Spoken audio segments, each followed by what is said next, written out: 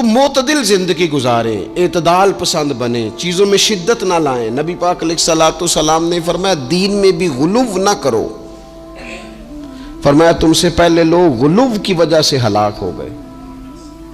کچھ لوگ غلو کرتے، چھوڑ دیا جی میں نے سارا کچھ، میرا کوئی تعلق نہیں جی، میں نے نہیں بیاہ کرانا، میرا شادی سے کیا لینا دینا، میں نے گھر چھوڑ دیا جی، اب میں نے تسبیحاں ڈال لی ہیں گلے میں جی، میں اب بس مسجد میں ہی ہوں جی، میں فلانی جگہ۔ دین تو اس کو پسند ہی نہیں کرتا، یہ تو حقوق سے بھاگنے والی بات ہے، شریعت تو اس کو سپورٹ ہی نہیں کرتی۔ اور میں نہ جناب چھوڑ دیا جی میں کچھ نہیں کھاتا جی، بس میں تو روزہ رکھتا ہوں ہر روز، ساری رات اللہ اللہ کرتا ہوں، اس کو پسند نہیں کرتا دین اسلام۔ آپ کو معتدل رہنے کا کہا گیا ہے۔ وہ جو رہبانیت اختیار کر لی تھی یہودیوں نے، عیسائیوں نے، غاروں میں چلے گئے، نکل گئے جنگلوں میں، تو حضور نے فرمایا میرے دین میں کوئی رہبانیت نہیں ہے۔ دین تو کہتا ہے کہ آپ روٹین کے کام کریں، روٹین کے، اور روٹین کے کام ہی صحیح کر کے کریں، اسی میں آپ کو اللہ کی رضا نصیب ہو جائے گی۔ لیکن حضور نے فرمایا جو محنت کر کے روزی کمانے والا اللہ کا دوست ہے، سچا تاجر جو ہوگا اسے اللہ قیامت کے دن نبیوں کے ساتھ جگہ عطا فرمائے گا۔ تو نبی پاک علیہ الصلوۃ والسلام نے تو سپورٹ کر دی، فرمایا جو تو کام کر رہا ہے یہی کرتے کرتے تجھے اللہ کا قرب نصیب ہو جائے، اسی کو صحیح کر کے کر۔ یہ جو غلو ہے، یہ جو شدت پسندی ہے، اس سے منع کیا۔ نبی پاک علیہ الصلوۃ والسلام کے گھر میں 3 صحابہ کرام علیہم رضوان تشریف لے گئے۔ انہوں نے جا کے نبی پاک علیہ الصلوۃ والسلام کی عبادت کا حال پوچھا۔ چند صحابہ گئے تو ازواج مطہرات نے ارشاد فرمایا کہ محبوب گھر تشریف لاتے ہیں، کچھ وقت آرام کرتے ہیں، کچھ وقت ہمیں دیتے ہیں، کچھ وقت عبادت میں گزارتے ہیں۔ اب وہ تو گئے تھے جا کے یہ معلومات کریں گے اوہو کہ سرور کائنات تو ساری رات اپنے رب کو یاد کرتے۔ ہمارے ہاں بھی لوگ پیری مریدی کے سلسلے میں جب کہیں جاتے ہیں تو ان کا خیال ہوتا ہے کہ جو پیر صاحب ہوتے ہیں نا جی، نہ وہ روٹی کھائیں، نہ ان کے ہاتھ میں موبائل نظر آئے، نہ وہ ہنسیں، نہ انہوں نے اچھے کپڑے پہنے ہوئے ہوں، بالکل ایک فقیر آدمی، اور جب بھی ہم جائیں نا وہ تھوڑی، اور لوگ کرتے بھی ہیں یہ کام اللہ ماشاءاللہ، لوگوں کو دکھانے کے لیے وقتی طور پر بعض جگہوں پہ یہ سلسلہ ہوتا بھی ہے، لیکن یہ وہ نارمل زندگی نہیں جو ہمیں رسول پاک نے سکھائی ہے، یہ وہ دین نہیں کہ آپ بالکل کٹ گئے اور آپ حیرت انگیز بات کر رہے ہیں اور آپ جناب بالکل دنیا کا آپ سے کوئی تعلق ہی نہیں ہے۔ یہ تو رہبانیت ہے اور اسلام اس کو قبول نہیں کرتا۔ وہ صحابہ کرام علیہم رضوان نے نبی پاک علیہ السلام کے احوال شریفہ سنے تو وہ کہنے لگے کہ نبی پاک کے صدقے تو اللہ اگلے پچھلوں کو معاف کرے گا، حضور تو محبوب ہیں۔ یہ سن کے اب انہوں نے اپنے دل میں جو ارادہ کیا، کہنے لگے محبوب تو وراء الورا ہیں، لیکن ہم چونکہ گناہگار لوگ ہیں، عام آدمی ہیں، ہم اس طرح کریں گے کہ ہم ساری رات اللہ کی عبادت کریں گے۔ حضور تو محبوب ہے نا، چلو کچھ دیر آرام بھی کرتے ہیں، ہم ساری رات عبادت کریں گے۔ ایک نے کہا کہ بھائی میں تو ہر روز روزہ رکھا کروں گا نفلی۔ تیسرے نے کہا میں شادی نہیں کروں گا، میں ایسے ہی وقت گزاروں گا، تجرد کی زندگی گزاروں گا۔ رسول پاک علیہ السلام کو جب اس بات کی خبر پہنچی تو پتہ حضور نے تبصرہ کیا کیا؟ قربان جائیں، کیا انداز ہے گفتگو کا۔ محبوب فرمانے لگے یہ میں نے کیا سنا ہے کہ میں شادی نہیں کروں گا اور میں ہر روز روزہ رکھوں گا اور میں ساری رات ہی نفل پڑھوں گا، آرام ہی نہیں کروں گا۔ محبوب فرمانے لگے میں تم سب سے زیادہ اللہ کو جانتا ہوں اور میں تم سب سے زیادہ رب سے ڈرتا ہوں۔ حضور فرمانے لگے میں نے تو شادیاں بھی کی ہیں، میرے تو بچے بھی ہیں۔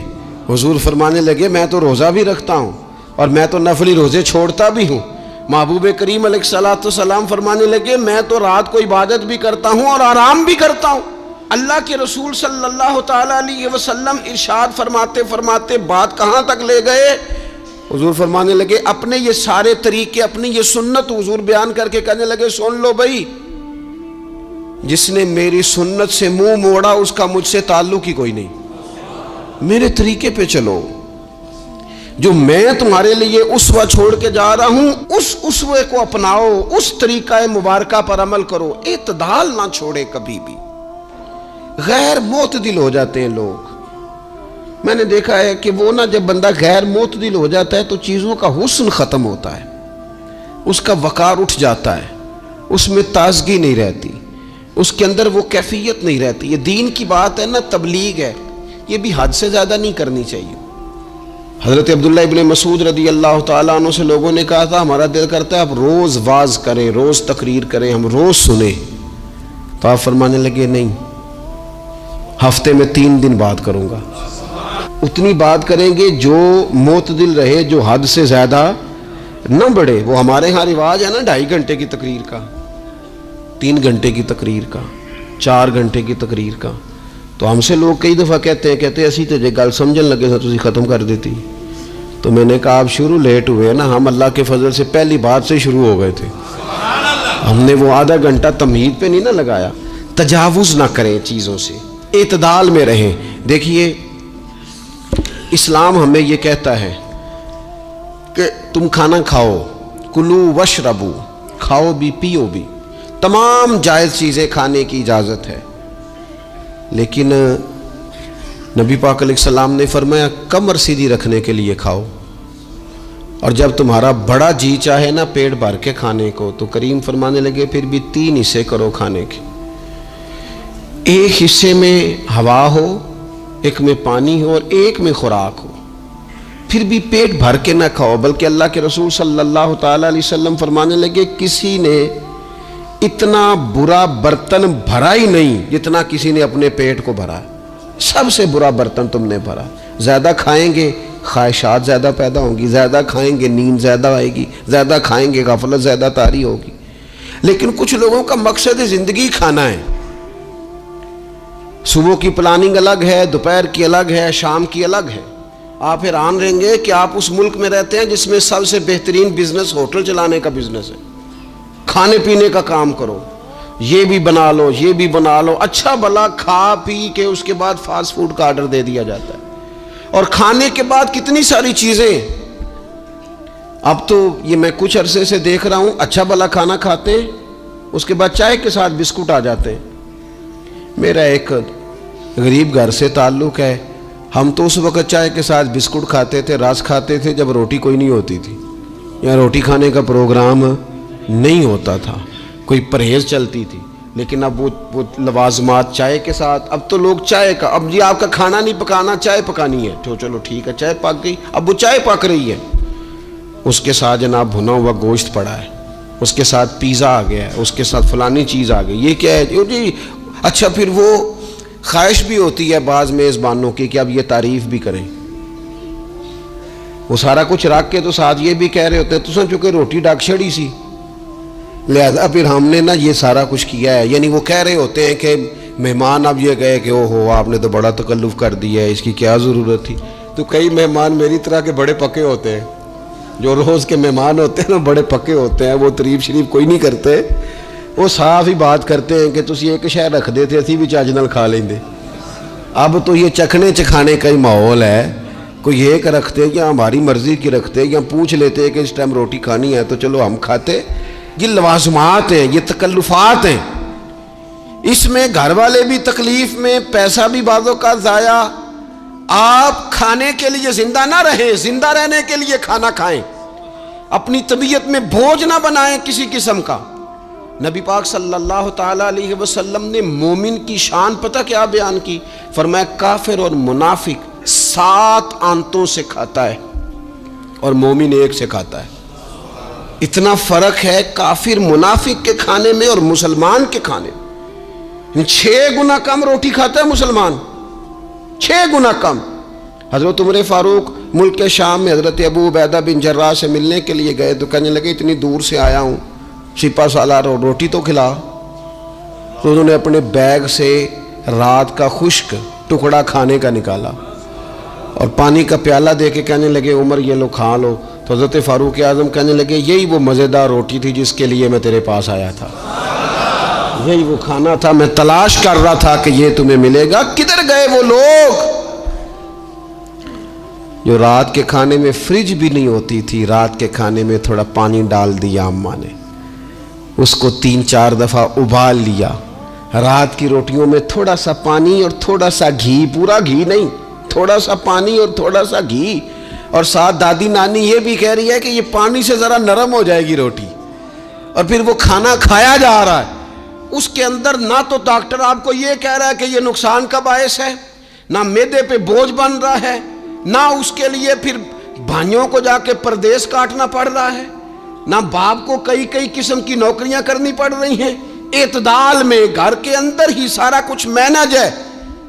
یہ وہ حسن ہے جو اسلام کہتا ہے تم غیر معتدل ہو گئے، تم حد سے بڑھ گئے، تم نے زندگی ساری کھانے پینے پہ لگا دی۔ اور بھائی من چاہی نعمتیں تو جنت میں ملیں گی، ہم نے تو مزے مزے کے کھانے وہاں جا کے کھانے، وہاں ملے گا پھل اور وہاں ملے گی نعمتیں جو بار بار ملیں گی، چہرے ایک جیسے ہوں گے پر ذائقہ بڑا منفرد سے منفرد نظر آئے گا۔ تو وہ جو پردہ غیب میں چیزیں تھیں وہ ساری چیزیں لوگ کہتے ہیں ہاں جی ہم ساری غیر معتدل نہ بنے، تھوڑی سادگی لائیں، تھوڑا درمیانہ راہ، اسلام اس کو پسند کرتا ہے۔ نبی پاک علیہ السلام کی بارگاہ میں ایک مہمان آیا، ابھی وہ مسلمان نہیں تھا، تو محبوب نے فرمایا ایک بکری کا دودھ دھو کے اسے پلا دو۔ ایک بکری کا دودھ دھویا گیا، پلایا گیا، پھر دوسری کا دودھ دھویا گیا، پلایا گیا، پھر تیسری کا، وہ 7 بکریوں کا دودھ پی گیا۔ صبح اللہ نے توفیق دی اور وہ کلمہ پڑھ گیا۔ اب نبی پاک علیہ السلام نے فرمایا اسے بکری کا دودھ دھو کے پلاؤ۔ ایک بکری کا دودھ پیا، دوسری کا پی نہ سکا، رات 7 کا پی گیا تھا۔ تو میرے کریم فرمانے لگے یہ مومن اور کافر کا فرق ہے۔ جب تک یہ حالت کفر میں تھا 7 بکریوں کا دودھ پی گیا، اب یہ مومن ہوا ہے تو اللہ تبارک و تعالی نے ایک دودھ کے ساتھ ہی اسے سیر فرما دیا ہے۔ اس کی تشنگی اور بھوک اللہ نے مٹا دی کھانے پینے کے لیے، اور اس کا ذہن بھی نہ بنائیں۔ میں جانتا ہوں جن گھروں میں بچے اس مزاج کے ہو جاتے ہیں، اس طبیعت کے ہو جاتے ہیں کہ آج یہ کھانا ہے، کل وہ کھانا ہے، پرسوں وہ کھانا ہے، وہ پھر کھانے پینے میں سارا وقت گزرتا ہے۔ پھر وہاں دیکھا ہے کہ اماں بیچاری باورچی خانے میں ہی رہتی ہے، پھر وہاں صرف ایک ہی سلسلہ ہے کہ کھاؤ کتنا کو کھا سکتے ہو۔ تو معتدل رہیں۔ تیسری بات یہ کہ رزق کمانے کے مسئلے میں بھی معتدل رہیں، کاروبار کریں، محنت کریں، منصوبہ بندی کریں، کوشش کریں، لیکن پیسے کمانے کے مسئلے میں ڈپریشن کا شکار نہ ہو۔ یعنی اس کو نہ جینے مرنے کا مسئلہ نہ بنائیں کہ اگر ایک مہینہ کاروبار صحیح چمکا ہے تو صحت بھی ٹھیک رہی ہے، اور اگلے مہینے اگر تھوڑے حالات خراب ہوئے ہیں تو بلڈ پریشر بھی کافی اوپر نیچے ہو گیا ہے۔ اس کو نفسیاتی مسئلہ نہ بنائیں۔ پہلے بھی کئی دفعہ کہہ چکا ہوں، پھر کہتا ہوں، 2 4 5 دوستوں سے پیار ہے تو 2 4 دفعہ انہی دنوں میں نا، سال کے بعد آ کے مجھے کچھ دن آتے ہیں نا کاروبار پہ، انہی دنوں میں آ کے انہوں نے مجھ سے کہا، دور سے آئے، کہا جناب ہم کاروباری بندے، حالات ٹھیک نہیں، کوئی دعا بتائیں۔ تو میں نے کہا جن دنوں ٹھیک ہوتے ہیں ان دنوں کیوں نہیں آتے؟ کہ آج کل حالات بڑے اچھے ہیں، کچھ شکر کا طریقہ بتائیں، کیوں نہیں آتے؟ کیا فلسفہ ہم نے اختیار کر لیا ہے؟ رزق کا وعدہ اللہ کا ہے، اس کو کمانے میں اور پیسے کمانے میں محنت کرنے کا حکم دیا گیا ہے۔ نبی پاک علیہ الصلوۃ والسلام نے فرمایا جد و جہد کرو، نکلو، اللہ پہ بھروسہ کر کے نکلو، جس طرح وہ پرندوں کو روزی دیتا تمہیں بھی دے گا، لیکن اس میں نفسیاتی مسئلہ نہ بنایا جائے، نفسیاتی نہ بنایا جائے۔ حضور علیہ الصلوۃ والسلام نے ایک جملے کے اندر اس مضمون کو اتنے حسین انداز میں سمیٹا ہے نا کہ مسلمان، یہ ابن ماجہ میں موجود ہے، مسلمان اگر ان 2 جملوں کو کبھی سمجھ جائے نا تو سکون آ جائے زندگی میں، اطمینان نصیب ہو جائے، تیقن کی دولت ملے۔ حضور فرمانے لگے رزق کمانے کے معاملے میں معتدل رہنا، کوئی بندہ اتنی دیر تک مرے گا نہیں جب تک اس کے حصے کا رزق اسے مل نہ جائے۔ اتنی دیر تک بندہ دنیا سے نہیں جائے گا، تیرا حصہ تیرے تک پہنچے گا۔ کبھی بھی بے آبرو ہو کے رزق کمانے کے چکر میں نہ پڑے، کبھی بھی ذہن پہ سوار نہ کر لیں کہ میرا کام نہیں چل رہا، کبھی بھی اس طرح کی طبیعت نہ بنائیں۔ میں تھوڑی دیر پہلے عرض کر رہا تھا کہ ایک بزرگ نے نا 2 کنجوس لوگوں کو پہلے بلایا، کنجوس آدمی تھے اللہ ماشاءاللہ، تو ان کے سامنے کھانا رکھا، کھانا بڑا بہترین اعلیٰ کوالٹی کا، لیکن ان سے کہا کہ جناب ہم نے نا ایک سبق لینا ہے آپ سے، تو کھانا تو آپ کو ملے گا اور آپ کی مرضی کا پکایا ہے، پر کھانے کا طریقہ ہمارا ہے۔ انہوں نے کیا کیا، یہاں سے رکھ کے نا ان کے ہاتھ باندھ دیے۔ وہ پرانے زمانے میں جو جراح ہوتے تھے، بازو ٹوٹ جاتا تھا تو باندھتے تھے نا لکڑیاں رکھ کے، تو لکڑیاں رکھ کے نا ہاتھ باندھ دیے تاکہ یہ جوڑ موڑ نہ سکے۔ تو یہاں سے ہاتھ باندھ دیے کہ روٹی کھاؤ۔ کنجوس بندے تھے۔ اب انہوں نے لقمہ اٹھایا، ہاتھ بندھا ہوا، اور یہاں سے لے جا کے جب منہ میں پھینکا، وہ کپڑے بھی سارے الجھ گئے، حال بھی خراب ہو گیا، پر کھایا انہوں نے مزہ لے کے پورا۔ وہ بڑی بری حالت ہو گئی۔ وہ کنجوس تھے دونوں کو دسترخوان پہ روٹی کھائی جا رہی۔ اب ان دونوں کو سمجھانے کے لیے کہا کہ اب ہم تمہیں دو اور لوگوں سے بھی ملواتے ہیں۔ اب دو وہ بندے بلائے جو دل کے سخی تھے، جو رزق کے معاملے میں اس کا زیادہ حریص نہیں تھے۔ ان کی بھوک جو تھی وہ کہیں دور تک دکھائی نہیں دے رہی تھی۔ انہوں نے کہا جناب ادھر آئیں، آپ دونوں بھی۔ ان کے بھی ہاتھ باندھ دیے گئے۔ کہا آپ نے روٹی کھانی ہے، آپ نفیس لوگ ہیں، ناراض نہ ہوئیے گا، سخی بندے ہیں، پر کھانا آپ نے کھانا ہے، پر ہماری مجبوری ہے، ہم نے آپ کے ہاتھ باندھ کے روٹی دینی ہے آپ کو۔ وہ دو بندے بھی آمنے سامنے بٹھا دیے گئے، کھانا چن دیا گیا، ہاتھ یہاں سے باندھ دیے گئے، لیکن وہ سخی تھے۔ انہوں نے کہا جناب کوئی مسئلہ نہیں، اللہ تعالیٰ توفیق دے گا۔ انہوں نے کیا کیا، وہ لقمہ لگاتے اور ایک دوسرے کے منہ میں ڈالنا شروع کر دیتے۔ کھانا بھی کھا لیا، کپڑے بھی بچ گئے، نفاست بھی قائم رہ گئی، اور کسی قسم کی کوئی پریشانی آئی، کام خاصا مشکل ہے کسی کے منہ میں لقمہ دینا، یہ کام بڑا مشکل ہے، یعنی کھانا آ جائے، پک جائے، پاس پہنچ جائے، اور پھر اسے توڑ کے بنا کے اتنی محنت کر کے دے کسی کے منہ میں دینا۔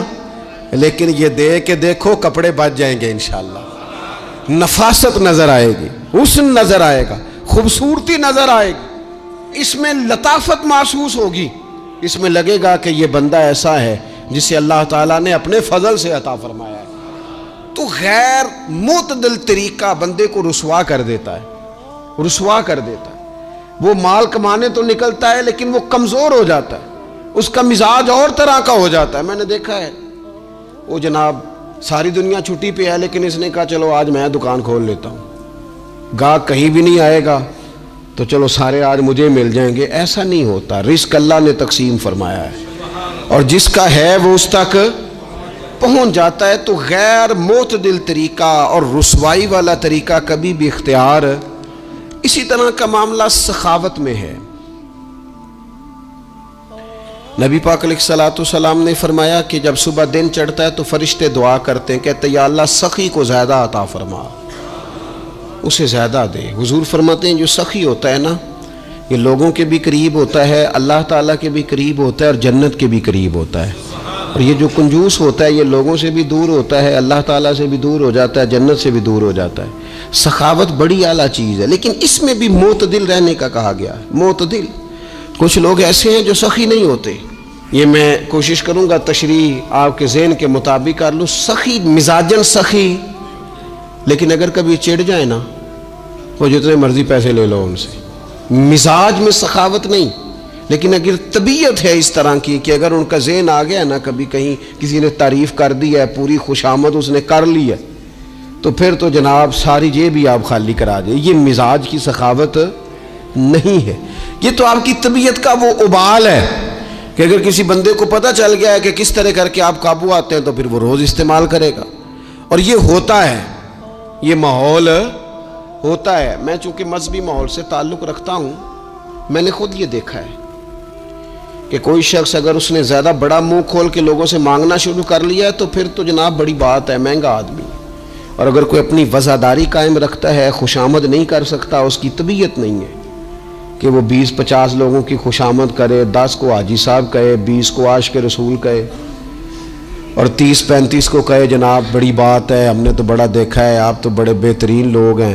تو پھر جناب وہ اگر یہ کام اسے کرنا آتا ہے تو پھر اس کا مطلب ہے اسے دہاڑی بھی اچھی لگانی آتی، پھر اس کی آواز کا بھی زیادہ سریلا ہونا ضروری نہیں، پھر اللہ تعالیٰ معاف فرمائے، پھر بس ٹھیک ہے، اب میں کیا اس پر تبصرہ کروں، پھر تو ہم دیکھ رہے ہوتے ہیں جس کو وہ عاشق رسول کہہ رہے ہوتے ہیں نا۔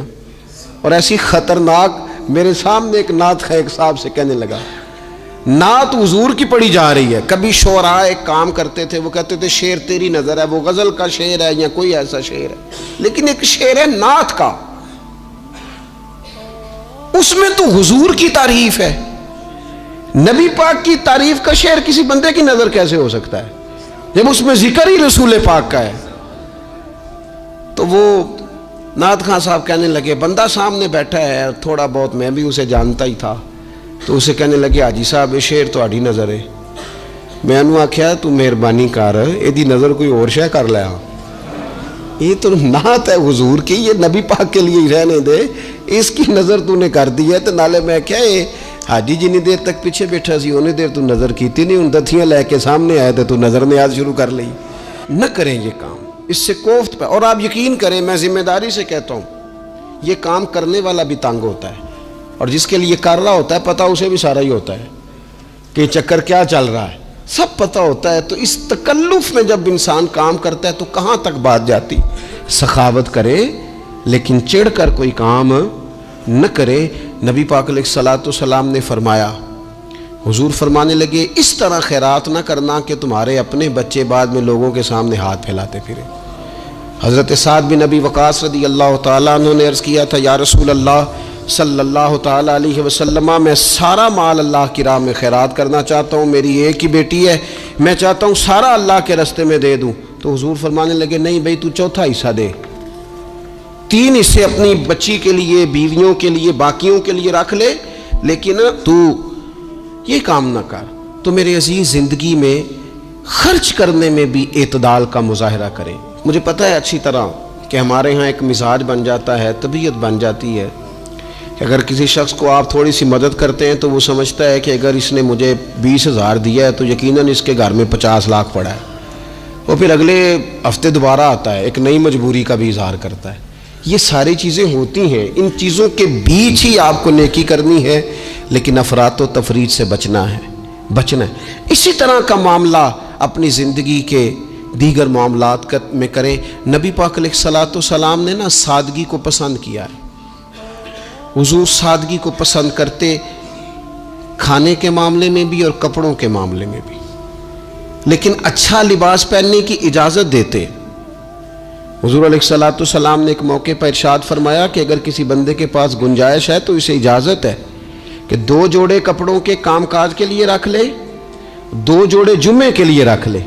اور نبی پاک صلی اللہ تعالیٰ علیہ وسلم نے ایک شخص کو دیکھا جو مالدار تھا لیکن اس کے کپڑے پھٹے پرانے تھے، لباس پرا گندا تھا، بال بکھرے ہوئے تھے. تو اللہ کے محبوب علیہ السلام نے فرمایا تیرے اوپر اللہ کا فضل ہے، اور رب جب فضل کرے تو پھر اللہ فضل دیکھنا پسند بھی فرماتا ہے. فرمایا تو اچھا لباس پہن، حرج کوئی نہیں.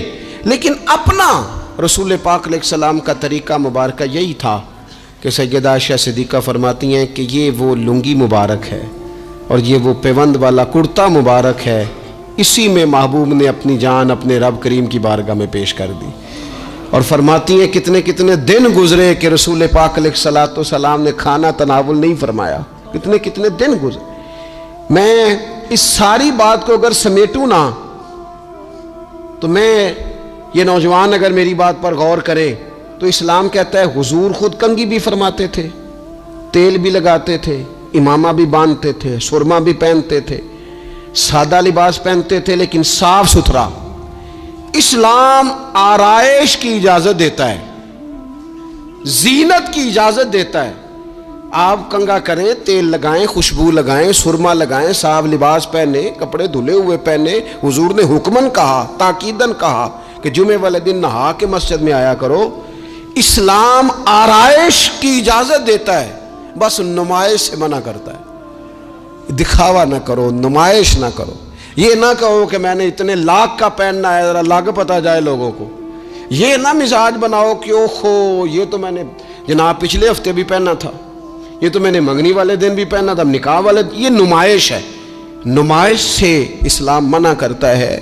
اللہ کے پیارے رسول صلی اللہ تعالیٰ علیہ وسلم نے فرمایا جس نے دنیا میں شہرت کا لباس پہنا، اس طرح کا لباس پہننا چاہا، اس طرح کے کپڑے زیب تن کرنا چاہے جس سے محسوس ہو کہ میں ایک بڑا آدمی ہوں، میں مالدار آدمی، جس نے دنیا کے اندر شہرت کا لباس پہنا، اللہ قیامت کے دن اسے ذلت کا لباس پہنائے گا.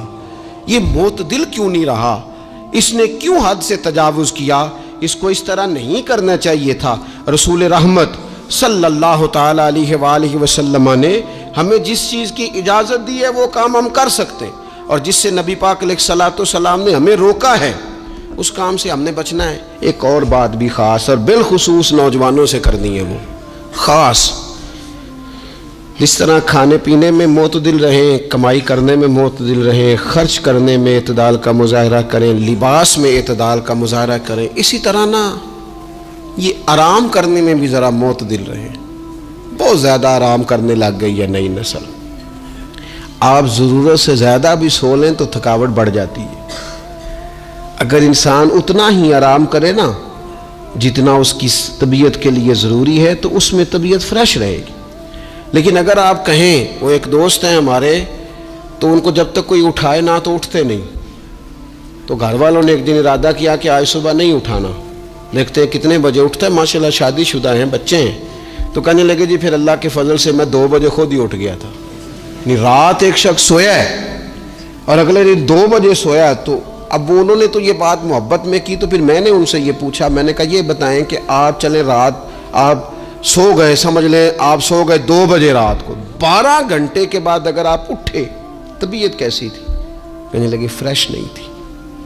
میں نے کہا فریش تبھی ہوتی ہے اگر آپ فجر میں اٹھ کے وضو کر کے نماز پڑھتے، فریش یہ تبھی ہوتی ہے اگر آپ سحری آپ اپنی روٹین کے مطابق اٹھتے اور اپنی ڈیوٹی پہ جاتے، واپس آتے اور تھک کے سوتے۔ بہت زیادہ آرام پسندی، اور جب سے یہ ساتھ موبائل اٹیچ ہوا ہے، ایک کونا مل جائے، ایک تکیہ مل جائے اور موبائل کی بیٹری موجود ہو اور سروسز اس کی ساری ٹھیک ہوں، پھر ہمیں آواز کوئی نہ دے۔ اس سے کیا ہوتا ہے؟ وجود بالکل سست ہو جاتا ہے۔ آپ کو اللہ تعالیٰ نے جو قدرتی صلاحیتیں دی ہیں، آپ جو کچھ کر سکتے ہیں اپنے گھر کے لیے، وطن کے لیے، ماں باپ، وہ آپ نہیں کر پائیں گے۔ زنگ آلود ہو جائے گا وجود، ہر وقت کی تھکاوٹ، ہر وقت کا مزاج کے اندر سستی کا آ جانا، اعتدال سے نہ نکلے۔ نیند 7-8 گھنٹے بہت کافی ہے، اور وہ بھی میں آپ کو ایک ذاتی بات بتاتا ہوں، اگر اللہ چاہے نا بندے کی نیند پوری ہو تو کئی دفعہ صرف 20 منٹ آنکھ لگ جائے تو بندہ فریش ہو جاتا ہے، اور اگر منظور نہ ہو مالک کریم کو تو پھر ٹھیک ہے، لوگ لیٹے ہوئے۔ اللہ کے پیارے رسول صلی اللہ تعالیٰ علیہ وسلم نا بہت زیادہ آرام طلبی کو پسند نہیں کرتے، مسلسل جد و جہد۔ گھر آئے، کچھ دیر آرام کیا، نماز شروع کر لی، حضور تہجد میں اٹھ گئے، پھر حضور فجر میں اٹھ گئے، دوپہر میں تھوڑا سا آرام فرماتے تاکہ رات کو بیدار رہنا آسان ہو، لیکن بہت آرام پسندی۔ ہمارے حضرت صاحب فرمایا کرتے تھے زمین کے اوپر کام، نیچے جا کے آرام۔ وہ کسی نے کہا تھا جاگنا ہے جاگ لے افلاک کے سائے تلے، پھر تو حشر تک سوتا رہے گا خاک کے سائے تلے۔ سونا ہی ہے نا، مرنے سے لے کر قیامت تک سونا ہے نا، تو اب تو جاگنے کا وقت ہے۔ نبی پاک صلی اللہ تعالیٰ علیہ وسلم نے حضرت معاذ ابن جبل رضی اللہ تعالیٰ عنہ کو یمن کا گورنر بنا کے بھیجا تو نصیحت فرمائی تھی۔ حضور علیہ الصلوۃ والسلام نے فرمایا تھا تمہیں گورنر بنا کے بھیج رہا ہوں، عیش کوشی سے بچنا۔ حضور فرمانے لگے اللہ کے بندے آرام طلب نہیں ہوتے، رب کے بندے تو محنت کرنے والے ہوتے ہیں، جد و جہد۔ وہاں جا کے عیش کوشی سے بچنا، یہ مسند امام احمد بن حنبل میں موجود ہے۔ یہ جو آرام ہے نا، ہمیں بلائے کوئی نہ، آواز کوئی نہ دے، مرضی سے اب تو چھٹی ہے جی، اب تو میں نے سویرے اٹھنا ہی نہیں۔ او بھائی ڈھیر سارے کام ہیں جو چھٹی والے دن کرنے کے ہیں، ڈھیر ساری ذمہ داریاں ہیں جو چھٹی والے دن پوری کرنے کی ہیں۔ اپنی زندگی سے، اپنے وجود سے کچھ نفع لیں، ایسا نہ ہو کہ یہ بیکار ہو جائے۔ لیکن اگر زندگی صرف اور صرف کھانے پینے میں، لباس پہننے میں اور باتیں کرنے میں لگ جائے تو پھر تو آپ بیکار ہو جائیں گے۔ پھر تو محسوس ہوگا کہ جیسے انسان نہ خوابوں کی دنیا میں زندہ ہے، باتوں کے ساتھ اپنے دل کو مطمئن کرتا ہے۔ اس نے اچھا لباس پہن لیا ہے، بس آئینے میں اپنے آپ کو دیکھ کے خوش ہوتا رہتا ہے، طرح طرح کے کھانے منگاتا رہتا ہے، بس زبان کے ذائقے پورا کرتا رہتا ہے۔ امام طبرانی حدیث لائے ہیں، رسول پاک صلی اللہ تعالیٰ علیہ وسلم نے فرمایا میری امت میں ایسے لوگ آئیں گے جو رنگ برنگے کھانے کھائیں گے، انواع و اقسام کے مشروبات استعمال کریں گے، طرح طرح کی زیب و زینت کریں گے، اور منہ پھاڑ پھاڑ کے باتیں کریں گے، منہ کھول کھول کے گفتگو کریں گے، حضور نے پتہ کیا فرمایا؟ فرمایا یہ میری امت کے بدترین لوگ ہیں، یہ بدترین لوگ ہیں جن کا مقصود ہی صرف لباس پہننا ہے، مقصود ہی صرف کھانے کھانا ہے، مقصود ہی منہ کھول کھول کے باتیں کرنی ہے۔ ان لذات میں جو لوگ پوری طرح الجھ گئے، کوئی خیر کا کام ہی نہ کر سکے، کوئی مقصد زندگی کی طرف ہی نہ بڑھ سکے، یہ بدترین لوگ ہیں۔ عزیز دوستو، ان تین چیزوں میں ڈھیر سارے لوگ، اللہ تعالیٰ معاف کرے اللہ ماشاءاللہ، اللہ سب کو محفوظ رکھے، اپنی زندگی کو ضائع کرتے دکھائی دیتے ہیں۔ یا تو کھانے پینے کا شوق ہے، یا لباس کی زیب و زینت کی طرف توجہ ہے، یا بس نشستن گفتن برخاستن بیٹھے ہیں اور باتیں کی ہیں اور اٹھے اور اتنی باتیں کی ہیں، اتنی باتیں کی ہیں، اس میں بھی کوئی اعتدال نہیں۔